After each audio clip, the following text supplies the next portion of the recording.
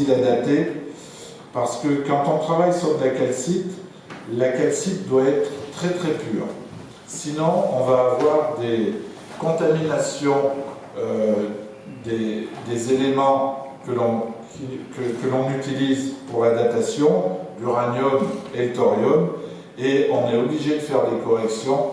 Et dans le cas de la Covaccia, à part un échantillon qui donne un âge à 210 000 ans, plus ou moins 10 000 ans, donc, qui semble correct et propre, tous les autres échantillons, à l'image de celui-ci ou de celui-ci, donnent des âges avec des erreurs très importantes.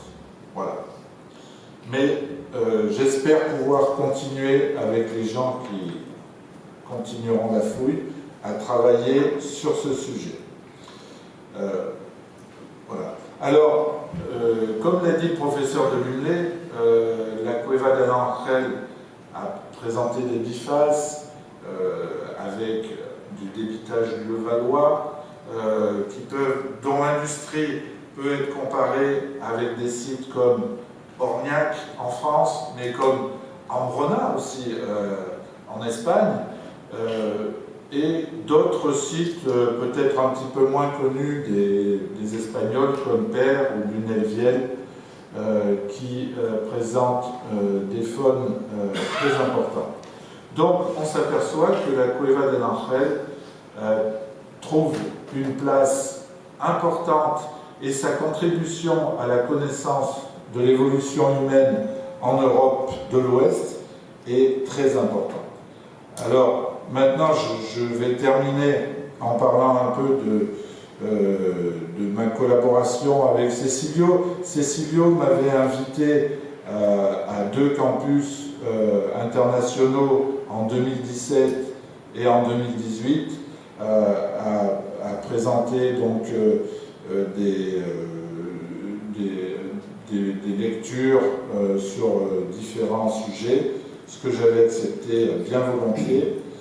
Et Cecilio, c'était quelqu'un, je dois dire que moi je préférais l'homme à l'archéologue, parce que on pouvait toujours parler de beaucoup de choses, et la discussion ne s'arrêtait pas à la préhistoire avec Cecilio. Et je me souviens qu'en 2018, à Bedmar, j'avais regardé le quart de finale de football où la France jouait contre l'Uruguay, et Cecilio était très étonné qu'un homme comme moi, qui aime la préhistoire, puisse regarder un match de football. Mais c'est comme ça. Cecilio, c'est quelqu'un aussi avec qui on aimait vivre. Par exemple, il m'a appris à déjeuner à 5 h de l'après-midi, ce que moi je n'avais jamais fait auparavant. Il m'a appris aussi à déguster un gazpacho dont la texture est si importante pour les Andalous. Et finalement, Cecilio savait parler, écouter, il savait lire. Et voilà. Merci beaucoup.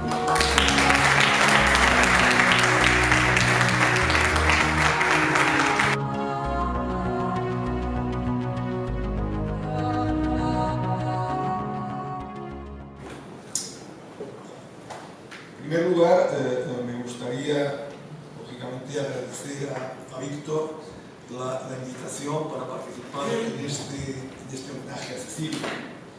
Como ya hemos dicho, hemos repetido, es un homenaje merecido, muy merecido, pero quizá lo ideal hubiese sido que en otro momento se le pudiese haber hecho, pero ya hemos visto que ha habido toda una serie de vicisitudes, de circunstancias que así lo han impedido.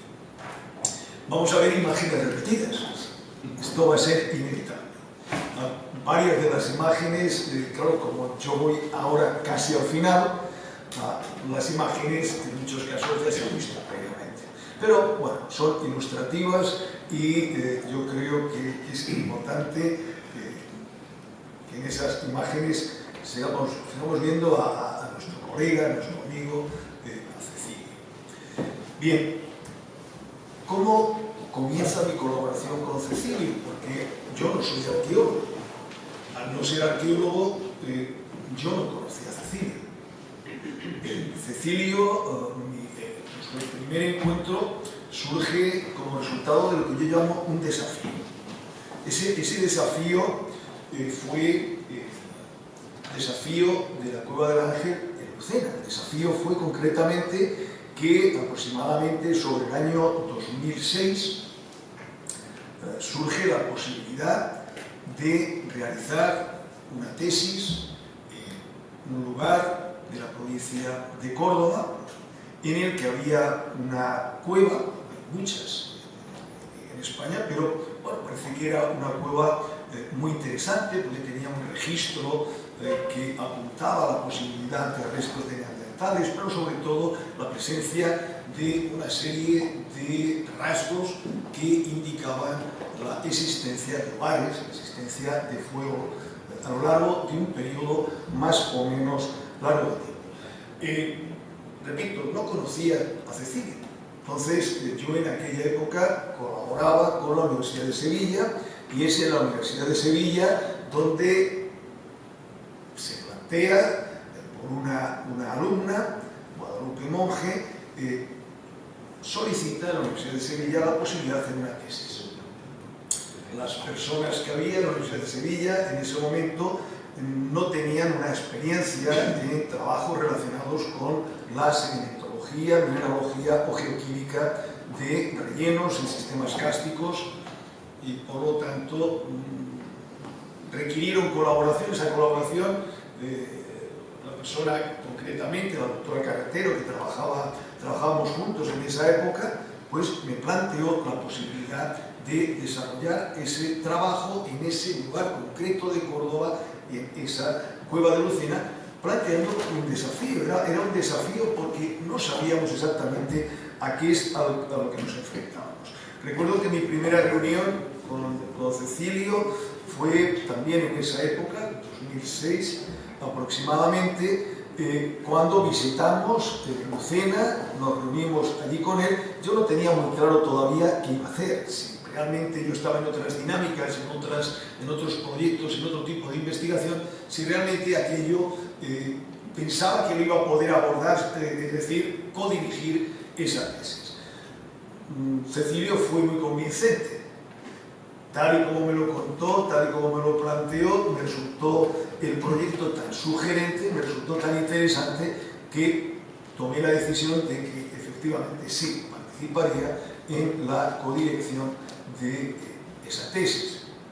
Ese fue el comienzo, ese desafío de poder abordar el estudio de algo que no estaba estudiado concretamente, que eran los materiales del relleno de la cueva. Porque una cosa es estudiar la industria lítica, es estudiar los restos óseos, es estudiar incluso la estratigrafía, que es la disposición de los materiales, pero otra es caracterizar esos materiales. Y ahí es donde entraba la propuesta de objetivos para esta tesis. Bien, el resultado fue fabuloso porque permitió, por un lado, la realización de una tesis doctoral, como decía antes por Guadalupe Monge, que estudió desde el punto de vista mineralógico, textural y geoquímico ese relleno de la Cueva del Ángel y, más concretamente, sobre todo, uno de los perfiles que, desde el punto de vista de visus, desde el punto de vista de restos que se veían, había evidencias de que había un efecto térmico. El objetivo entonces era demostrar que existía ese efecto térmico. Ese era el objetivo desde el punto de vista mineralógico y geoquímico. Bien, la zona es, ya lo hemos visto en varias presentaciones, está en un lugar muy particular, es un extremo de toda esta estructura, una estructura fallada, plegada, y justamente donde se encuentra la Cueva del Ángel está formado por un conjunto de materiales, lógicamente, que deben de tener cierto grado de solubilidad, y así es, son materiales de edad jurásica, están formados por calizas y dolomías, y por lo tanto materiales que en condiciones de exposición fácilmente sufren procesos de karstificación, y en el proceso de karstificación se producen dos fenómenos. Por un lado, fenómenos de disolución, que son los que generan las cavidades, y por otro, formación de nuevas fases carbonatadas, fundamentalmente en forma de calcita, que da lugar a lo que conocemos como esclerotemas y que fue uno de los indicios que le sirvió a Cecilio para concretar que la entrada o el acceso a la cueva debía de estar cerca de donde se excavó a partir del año 95-96 para efectivamente descubrir primero el pozo minero, la covacha ya estaba y demostrar que efectivamente el yacimiento se encontraba allí a pesar de los esfuerzos infructuosos de los grupos que habían intentado encontrar esa ubicación en años anteriores. Decía que yacimiento ya hemos visto también a lo largo de las diversas presentaciones. Estamos en ese cerro, en la parte inferior, donde aparece una vez más esa cubierta de chapa. Evidentemente el aspecto de la zona cuando se empezó a trabajar en el 95, ya solamente en el año 96 ya se había descubierto el pozo minero, donde se exportaban esos esclerotemas que cuando se pulen tienen un aspecto muy vistoso, de ahí que se diese esa denominación de aguas. Y nosotros abordamos la caracterización de ese río.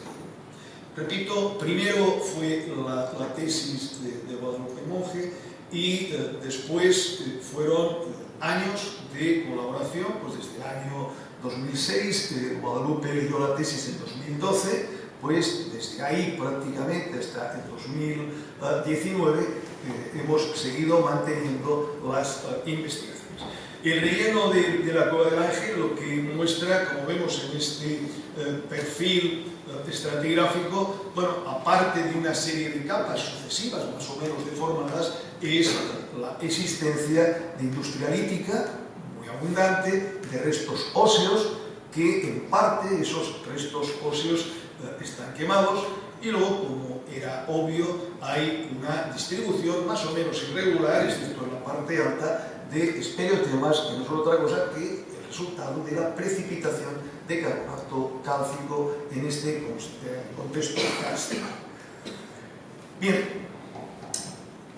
el yacimiento arqueológico estaba claro. Sabemos por los datos de las excavaciones que había una industria lítica impresionante, con piezas realmente excepcionales. Sabemos también que había evidencias de actividad antrópica en lo que se refiere a la utilización de útiles cortantes, como ponía de manifiesto las huellas que quedaban marcadas en los restos óseos.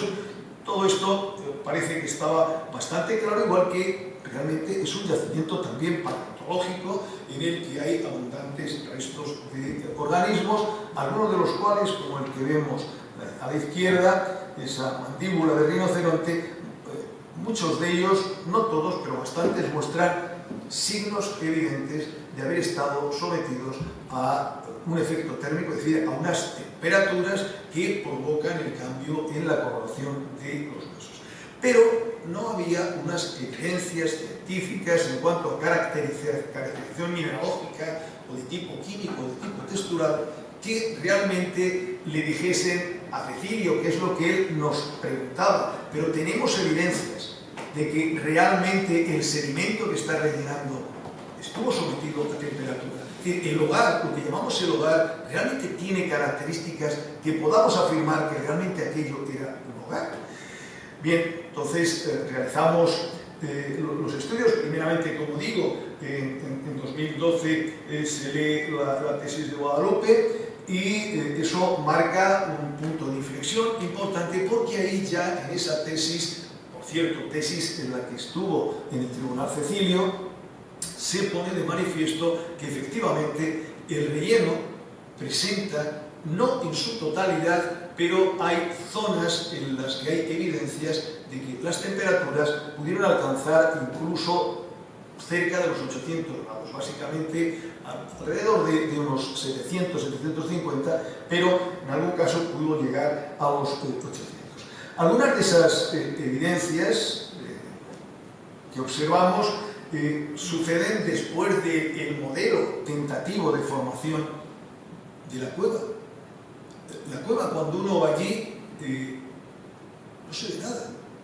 Estamos con depósitos de ladera, estamos en unos materiales que son carbonatos.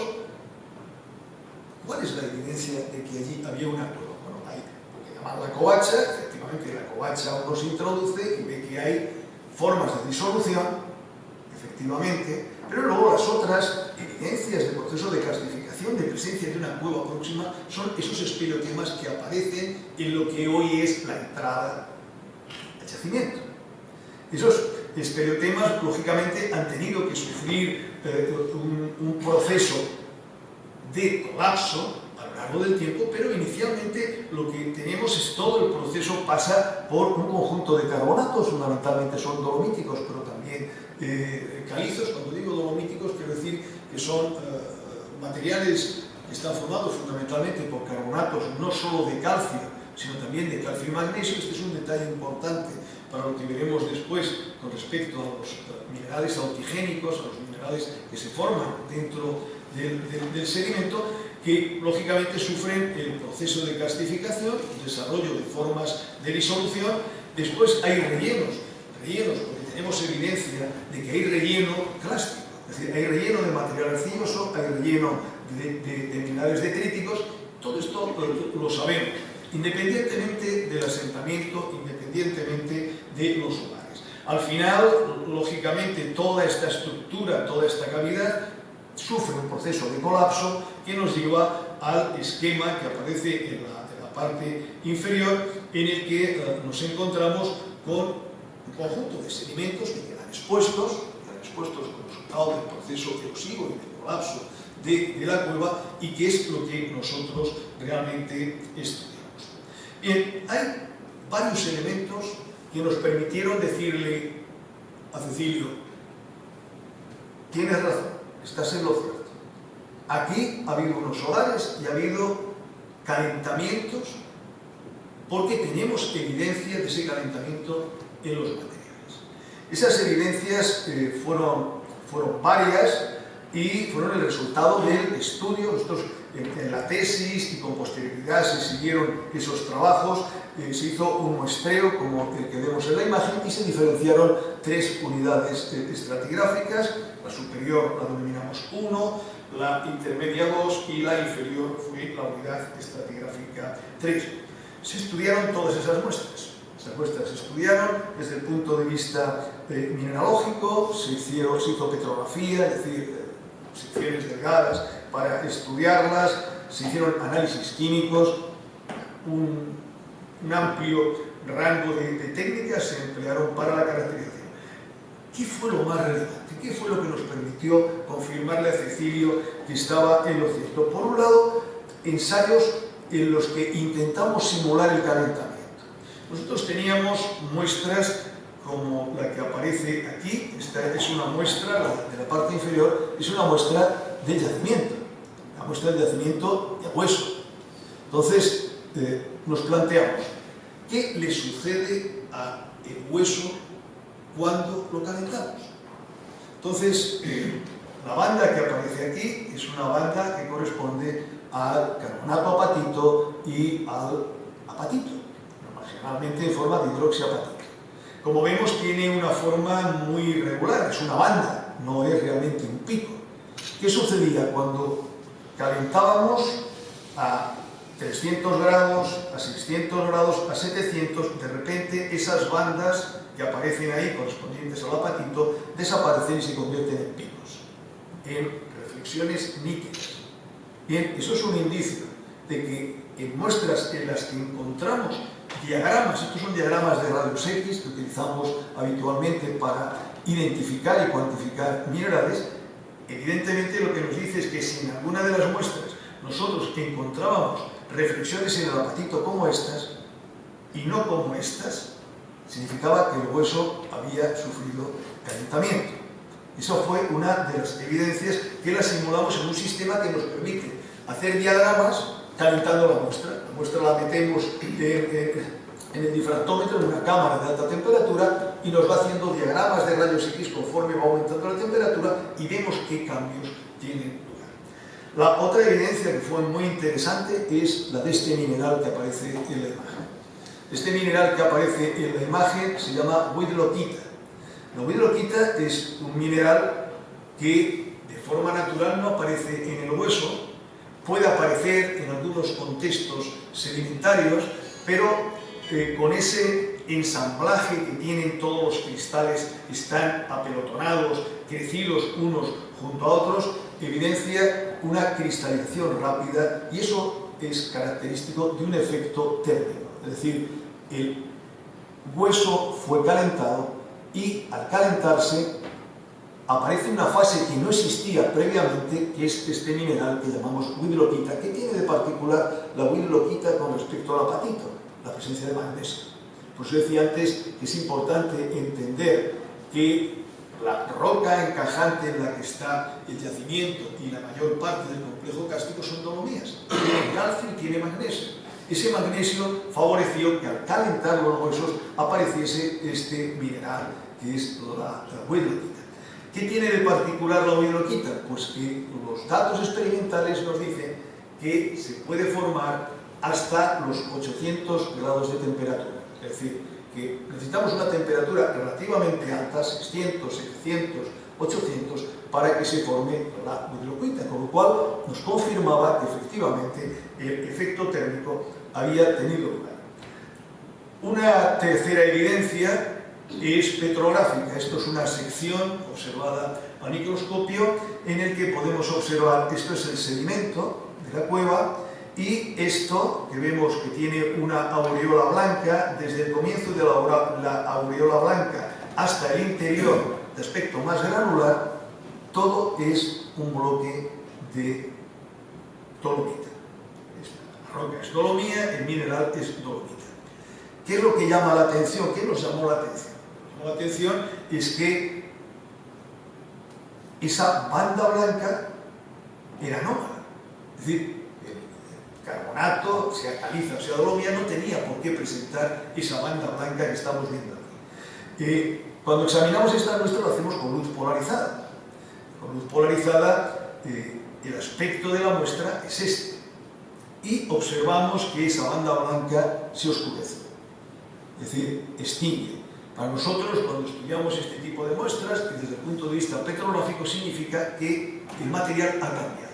Aquí ha cambiado a óxidos de calcio y de magnesio que cristalizan en un sistema que es isótropo y que por lo tanto no da ningún tipo de coloración, ningún tipo de rasgo característico cuando utilizamos la luz polarizada. Bien, ello nos llevó a que pudimos confirmar que había un registro importante, potente. Yo creo que lo del efecto continuado en el tiempo es difícil, pero claro, estamos hablando desde un punto de vista geológico. ¿Qué queremos decir con continuado? Continuado no significa que segundo a segundo aquello fue un hogar. Significa que hay momentos en que tienen que entrar sedimentos, que hay aportes que rellenan y que de una forma continuada a lo largo del tiempo, pero no continua segundo a segundo, allí se realizan actividades en hogares.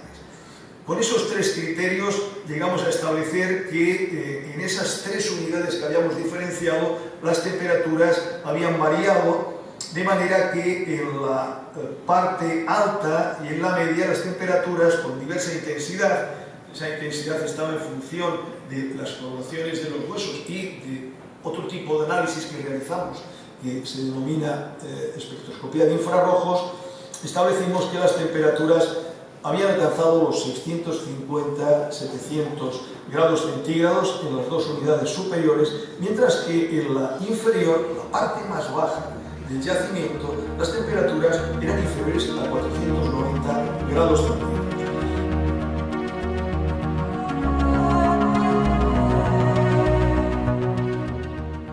Y digo, bueno, tantas ilusiones, tantas cosas truncadas, ¿no? Tantas historias que se han roto, digo, no... Bueno, que no me apetecía hacer ahora un recordatorio de todo eso, que yo sé que todo el mundo se acuerda, y desde luego lo que yo no quería hacer era una historia de su trayectoria científica, porque me parece que, bueno, que no era el caso. Yo a Cecilio lo he tenido por una persona que, además de amigo, me ha influido mucho. Pero claro, influir en una persona ya con mi edad, porque yo a Cecilio lo conocí, como además me recordaba ahora mismo Paqui, ella estaba también en el puerto Santa María en los años 80.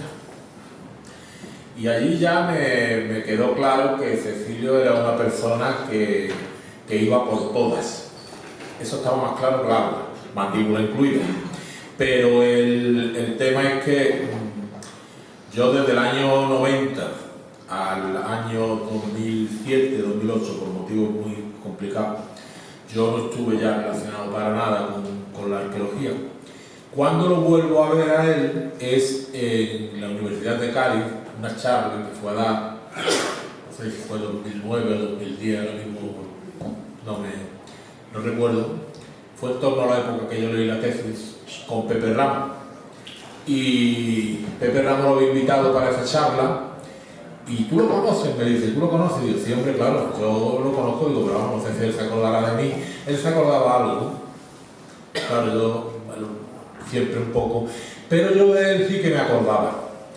Pero claro, yo llevaba muchos años desconectado de todo esto y lo que yo no sabía lo que había estado ocurriendo y lo que había estado dejando de ocurrir, aunque parezca increíble, yo estaba muy apartado de él. Pero no estuve apartado de los ambientes internacionales de investigación. A través de los correos electrónicos y de las publicaciones que seguía, yo estaba al día en muchas cosas, pero más bien de paleontología. Ni yo tenía nada que ver con arqueología ni nada.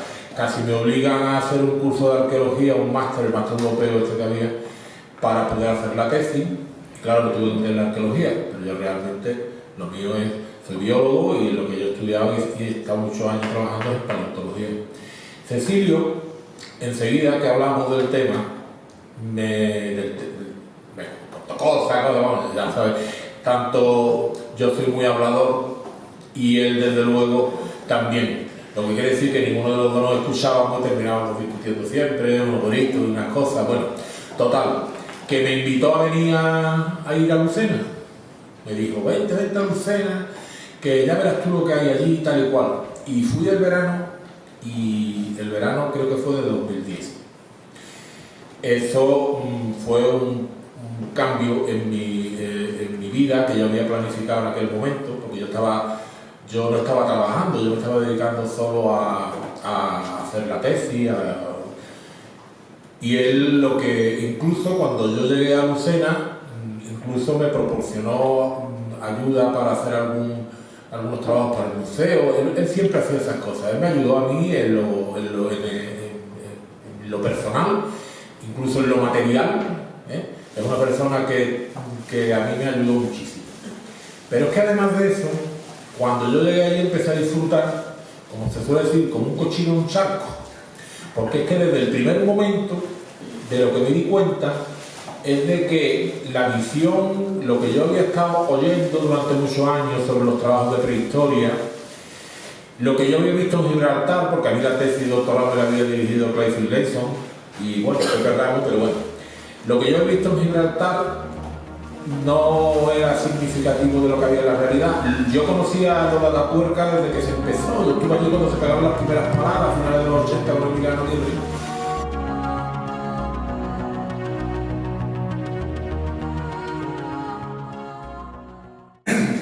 Me cuesta un poco contar esta historia, ¿no? Pero porque he sufrido mucho haciendo este PowerPoint, ¿no? Han sido recuerdos de muchísimos años, muchos vídeos de fotos, las que he tenido que repasar por hacer una selección, y entonces, pues claro, eso me ha llevado a un estado emocionado, ¿no? Un poquito... Pero bueno, he disfrutado muchísimo porque he hecho un gran repaso de esa larga andadura que hemos hecho Cecilio y yo y otros compañeros, ¿no? Pero me voy a referir a mi relación estricta con Cecilio, voy a hacer un pequeño apartado historiográfico y luego contaré como todo el mundo coincidimos en muchas fotografías, en muchos momentos, hemos estado muchos años juntos, con lo cual nos repetiremos un poco. campaña que fue dedicada a Covacha, a la limpieza de Covacha, ¿no? Covacha tenía un aspecto deplorable, bueno, aquello no parecía un yacimiento ni tan siquiera una cueva, ¿no? Sino un vertedero. Entonces teníamos que convertirla en cueva y hacer posible dejarla limpia para futuras actuaciones, ¿no? Pues bien, aquí tenemos los trabajos de todos los jóvenes estudiantes trabajando en el proceso de limpieza de Covacha, y aquí la teníamos bastante limpia. Y también siempre con pequeños equipos, ¿verdad, Francisco? Pequeños equipos de 4 o 6 chicas, no éramos equipos numerosos, pero yo también lo prefería a la hora, porque en estos trabajos me encargó la coordinación de los trabajos. Yo prefería equipos pequeños, eficientes, que equipos grandes, que me mareaban, ¿no? Y no sacábamos la efectividad que con equipos pequeños, ¿no?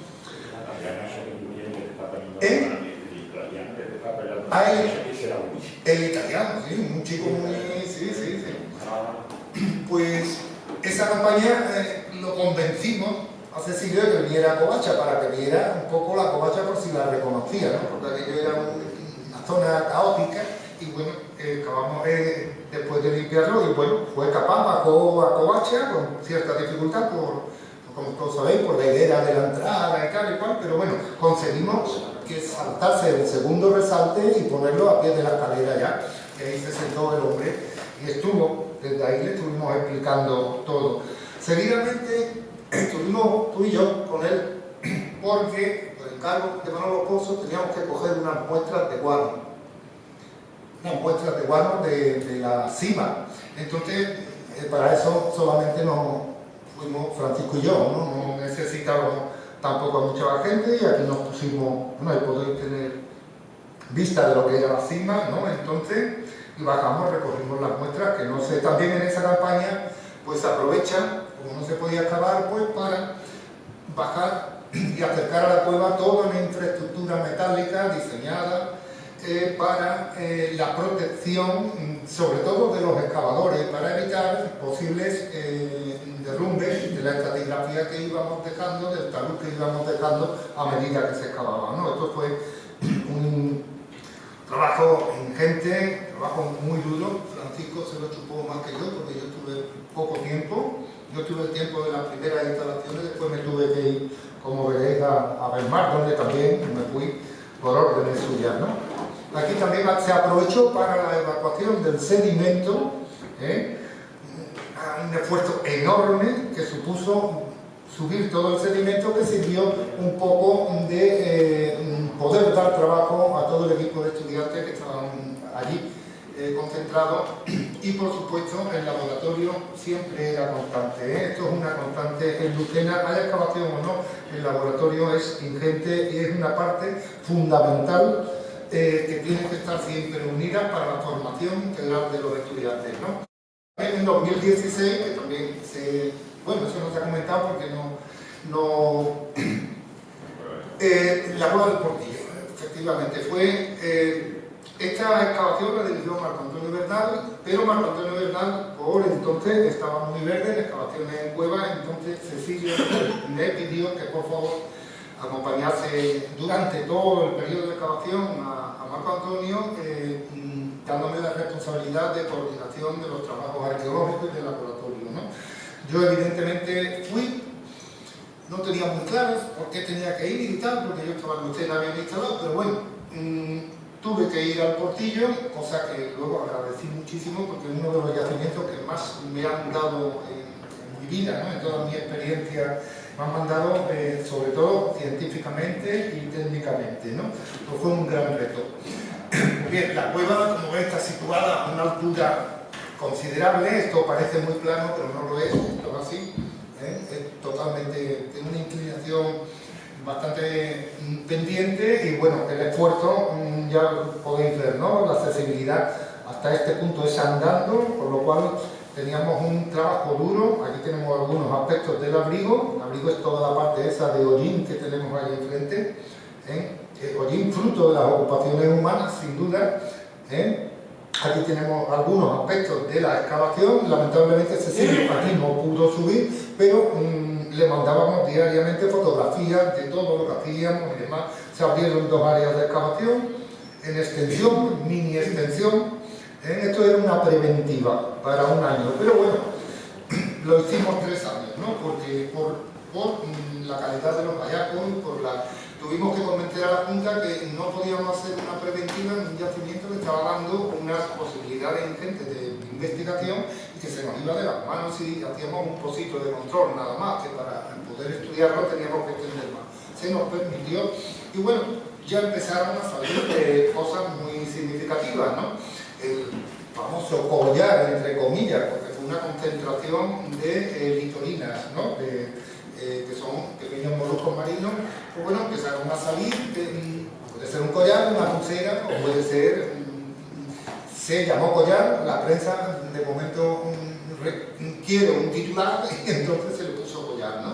Pero no deja de ser importante, son procedentes del Mediterráneo, del mar, porque son marinos, y todos están perforados por el mismo sitio. Se hizo un estudio exhaustivo de las perforaciones, de los moluscos y todo eso se ha estudiado, ¿no?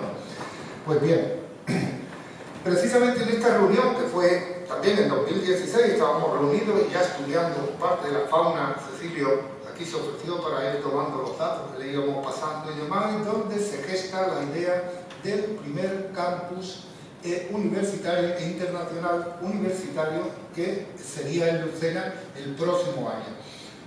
Yo aquí me enfadé mucho con Cecilio porque digo, nos están metiendo muchísimos pringados, no podemos, no tal, no cual, pero bueno, es que sí se puede, que tal, que cabezón, pero bueno, nos convenció.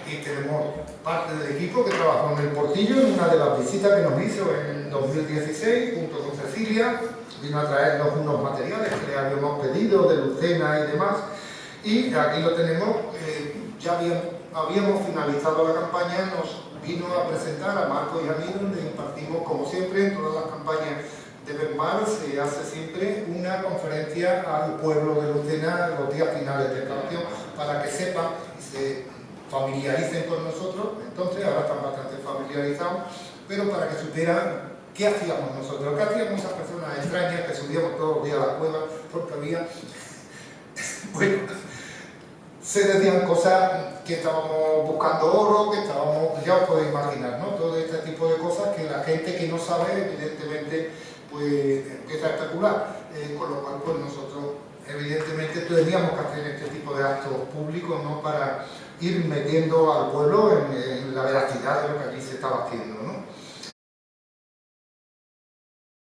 En 2013 ya participé en la primera campaña de la cueva de la Cima del Ángel.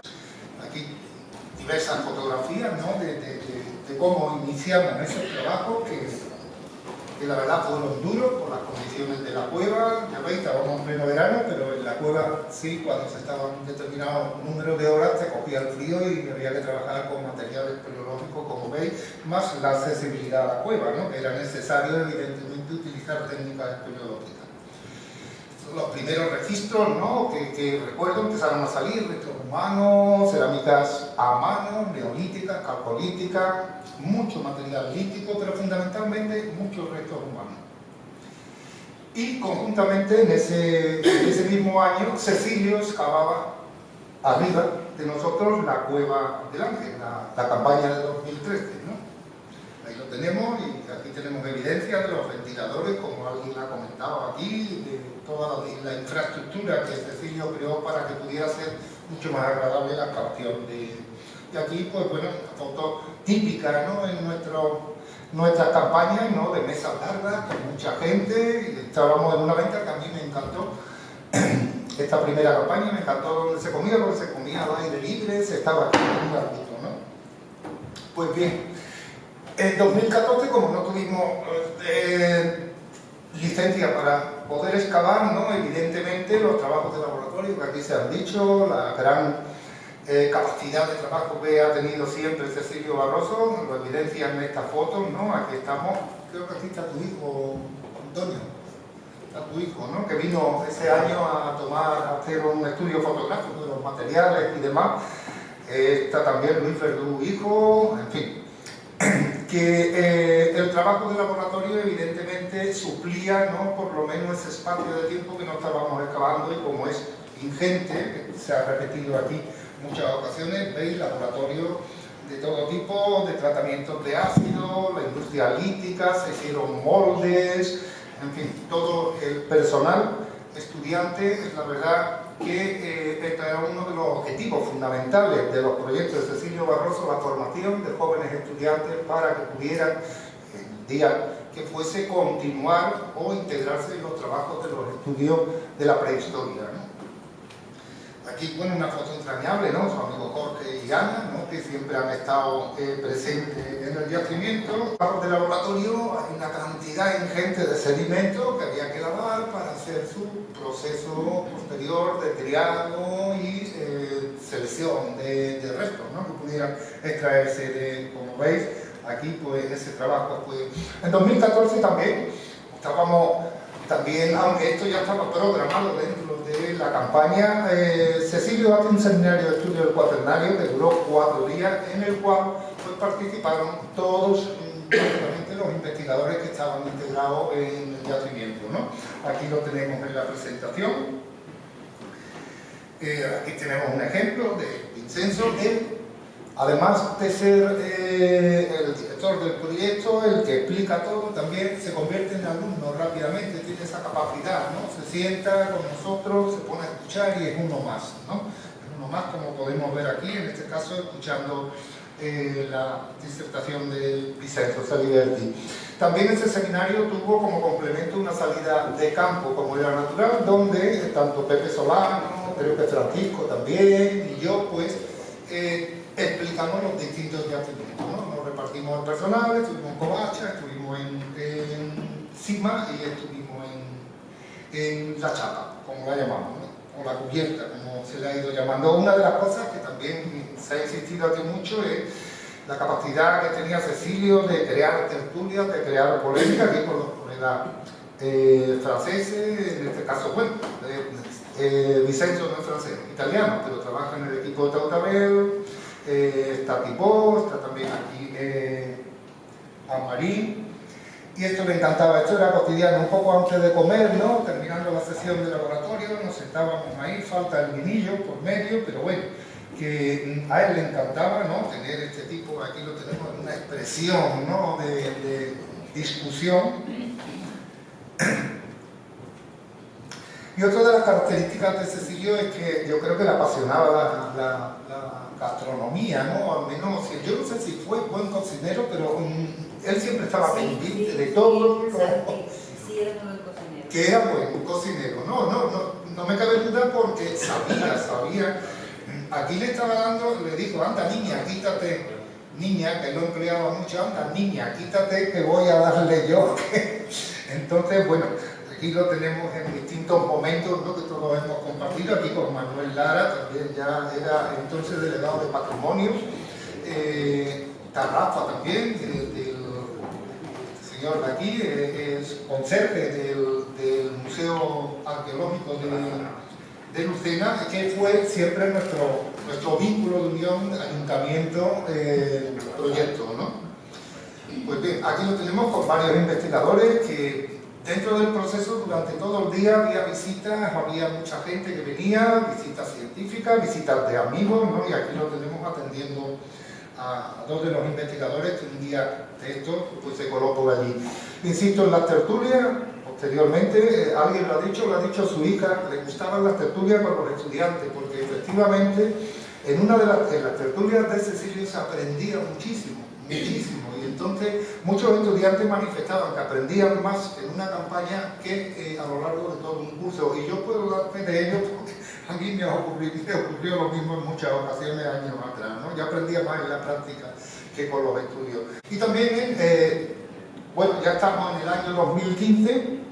En 2015 se hacen las primeras jornadas, no sé si fueron las primeras, pero unas jornadas de prehistoria en Lucena que duraron varios días. Estas jornadas contaron con Bienvenido Martínez, Eudal Carbonell, José Fernández y Cecilio Barroso, evidentemente, ¿no? Y fue moderada por Manuel Pimentel. Pues bien, aquí tenemos a Cecilio explicando dentro de la jornada su cueva.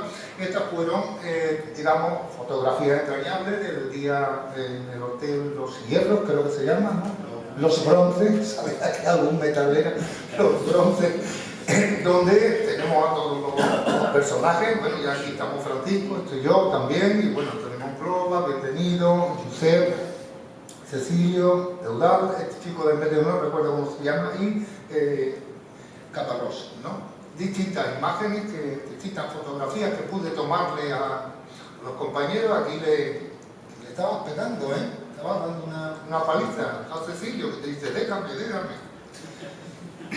Aquí lo tenemos, ¿no? En distintas fotos, las paso rápidas. Y también tuvieron jornadas de campo, ¿no? Aquí lo tenemos con Manolo Pimentel y con todos nosotros, pero vamos. Cecilio aquí tenía mucha... recuerdo esa jornada, estaba potente, le decía yo, a ver, que me vas a coger subiendo a la cueva, me vas a coger. Todo muy animado, ¿no? Lo recuerdo, aquí vemos fotos entrañables, ¿no? Con Manolo Pimentel. Y ya dentro de lo que es la galería del túnel de la Cima del Ángel, pues Cecilio explicándonos todo el proyecto. Aquí aparece Salvador Domínguez Bella, también geólogo de la Universidad de Cádiz. Aquí lo tenemos con usted. Una foto también con su hija y Eudal, y todo esto ya dentro de la cima, cuando fue a explicárnosla. Distintas fotos que las paso rápidas porque son solamente recordatorias, ¿no? Yo pretendía hacer esta disertación así un poco más desde la amistad, ¿no? Que desde la ciencia y todo ese tipo de cosas que yo sabía que vosotros ibais a hablar todos, ¿no? Una foto también, que no sé si la tiene Cecilia, pues con Manolo Pimentel. Mira qué guapa estaba aquí. Y bueno, la discusión era constante dentro de esa jornada. Como lo veis, aquí estamos comiendo, Isidro Toro al fondo, Lalo, bienvenido, y por supuesto discusión.